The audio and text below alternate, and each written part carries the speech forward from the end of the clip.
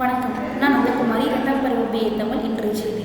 El Niño விளைவால் சர்க்கரை விலை உயரும். ஆல்பா ஜியோ தகவல். இந்த ஆண்டு எல்னினோ விளைவால் பெரும்பாலான நாடுகளில் கோடைக்கால வெப்பநிலை அதிகரிக்கும் என எதிர்பார்க்கப்படும் நிலையில் இதன் தொடர் விளைவாக சர்வதேச அளவில் சர்க்கரை மற்றும் பாமாயில் விலை அதிகரிக்கும் என ஆல்பா ஜியோ என்ற அமைப்பு தெரிவித்துள்ளது.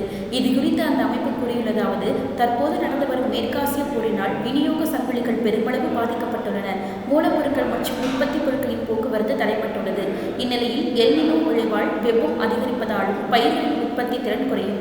இதனைத் தொடர்ந்து விவசாய உற்பத்தி பொருட்களின் விலை அதிகரிக்கும். குறிப்பாக சர்க்கரை, பாமாயில், கோதுமை மற்றும் காபி ஆகியவற்றின் விலை சர்வதேச அளவில் குறிப்பிடத்தக்க அளவில் உயரும்.